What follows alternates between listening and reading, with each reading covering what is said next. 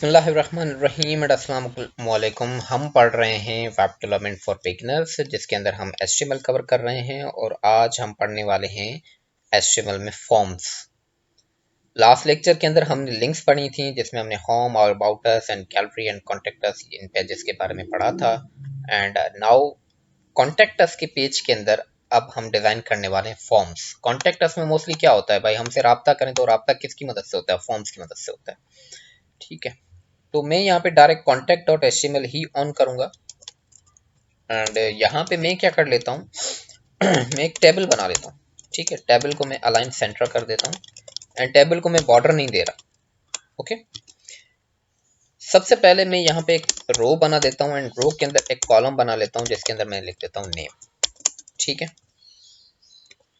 And second जो है मैं कॉलम बना देता हूँ जिसको मैं खाली छोड़ रहा हूँ।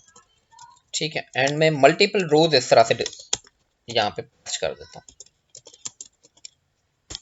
तकरीबन 5 कर दी मैंने। ठीक है, नेम नेम नेम नेम आ गया इस तरह से। फॉर्म्स के लिए हमारे पास जो टैग मौजूद है एचटीएमएल के अंदर वो है इनपुट टैग। क्या इनपुट नाम का टैग हमारे पास मौजूद है। देखिए, मैंने दो कॉलम्स यानी कि टीडी के अंदर मैंने इनपुट टैग दिया, यानी कि दो कॉलम, एक कॉलम में मैं एक अलग से दोबारा एचटीएमएल का टैग ही बना रहा हूँ, कोई एचटीएमएल एलिमेंट क्रिएट कर रहा हूँ, कोई टेक्स्ट नहीं लिखवा रहा। ठीक है, तो इनपुट की एक टाइप एट्रीब्यूट होता है जिसकी मदद से हम इसको ये बता रहे होते हैं कि ये जो मैं एक इनपुट फील्ड बना रहा हूँ ये किस टाइप की है। ठीक है, आया पासवर्ड फील्ड है या कोई सिंपल टेक्स्ट फील्ड है, ठीक है, या फिर ईमेल फील्ड है, ठीक है, या फिर कुछ और है।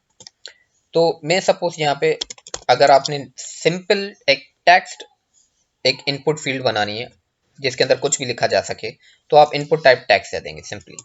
ठीक है, आ गया, ये आ चुका है। जैसे जो भी लिखूं ये इस वक्त काम नहीं करेगा। ठीक है, क्योंकि एचटीएमएल पे जस्ट स्ट्रक्चर बनता है, इससे काम नहीं ले सकते। Input type text. इसी तरह से सेकंड में कर देता हूं सपोज के ईमेल। तो अब जो इनपुट बनेगा, ये देखिए ऑटोमेटिकली एक नेम एट्रीब्यूट दे रहा है जो इस वक्त काम का नहीं, तो मैं रिमूव कर रहा हूं इसको।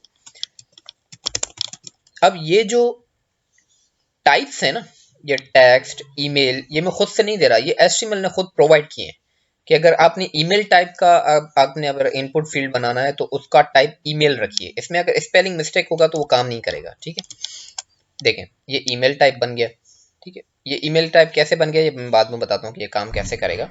वो ये काम कुछ इस तरह से करेगा कि इसके अंदर हम जो भी ईमेल डालेंगे उसमें एट की साइन होना लाजमी है। ऐड की साइन नहीं होगा तो इट मीन्स के ईमेल सबमिट नहीं होगा, ये फॉर्म काम नहीं करेगा इन फ्यूचर जब हम इस फॉर्म को काम करने के लायक बनाएंगे। इसी तरह से मैंने ये टेबल क्यों बनाई है आप सोच रहे होंगे। टेबल मैंने इस वजह से बनी है ताकि ये एक सीक्वेंस में आ जाए आगे, वरना ये आगे पीछे हो जाते हैं। ठीक है, तो पासवर्ड, तो उसके लिए भी अगेन इनपुट नाम का ही टैग है जिसमें जो मैं टाइप दूंगा वो पासवर्ड दूंगा, पासवर्ड। ठीक है, यानी कि अब इसमें मैं जो भी कुछ लिखूँ वो ऑटोमेटिकली देखें बुलेट्स हो गया, ऑटोमेटिकली बुलेट्स हो जाएगा अगर ये इनपुट टाइप पासवर्ड होगा तो। ठीक है, इसी तरह से और क्या, ईमेल हो गया, पासवर्ड हो गया, टेक्स्ट हो गया। सपोज कि ये मुझसे जेंडर मांग रहा है। ठीक है, मैं पहले मेल लिख देता हूँ। ठीक है, एंड देन इनपुट टाइप बनाऊंगा और इनपुट टाइप रेडियो।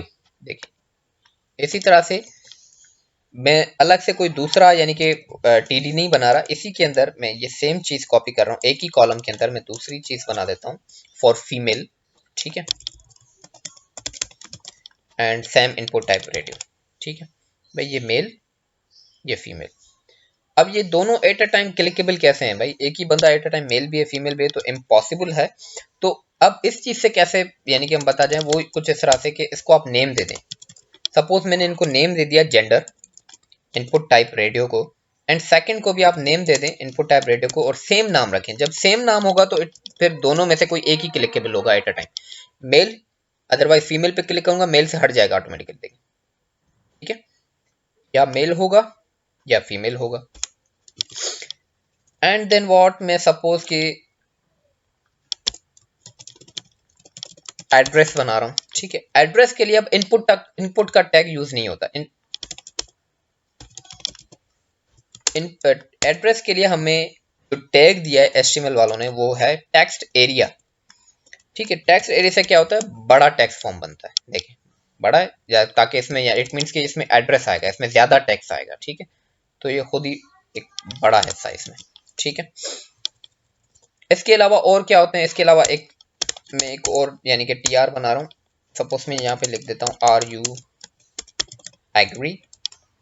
ठीक है, ये मैं डायरेक्ट क्यों लिख रहा हूँ, मैं इसके अंदर एक TD बना देता हूँ, TD के अंदर मैंने ये लिख दिया। ठीक है, एंड सेकंड कॉलम के अंदर में अगेन उसके लिए इनपुट ही है,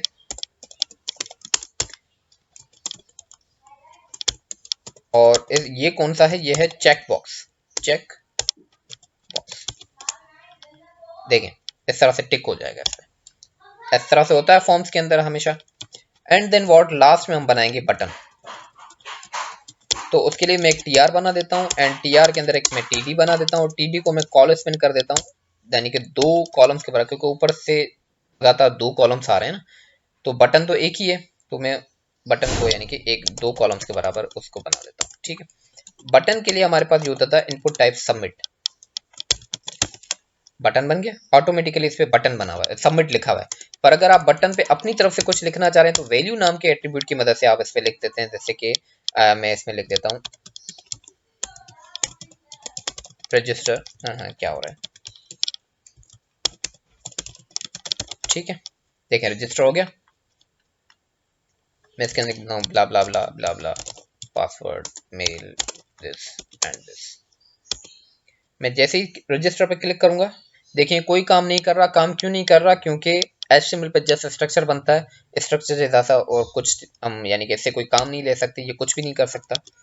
ठीक है, ये डेटा कहीं भी जा नहीं सकता, कहीं स्टोर नहीं हो सकता, कुछ भी नहीं, क्योंकि HTML पे जस्ट फॉर्म्स क्रिएट होते हैं, फिर इसको हम काम करने के लायक बनाते हैं with the help of JavaScript या फिर any server side scripting language, जैसे कि PHP हो गया या फिर नोड हो गया या दूसरी सर्वर साइड स्क्रिप्टिंग लैंग्वेजेस हो गई, उनकी मदद से हम इस पे काम कर सकते हैं। तो ऑलमोस्ट मैंने आज इस लेक्चर के अंदर HTML कवर कर दिया है। नेक्स्ट लेक्चर से हम CSS शुरू करने वाले हैं, और बकाया जो छोटी छोटी चीज़ें HTML की और भी होंगी जो कि हम CSS के साथ कवर करेंगे, क्योंकि हम आप ऐसा आगे बढ़ रहे हैं तो काफ़ी चीज़ें अब हमारी काम आने वाली हैं।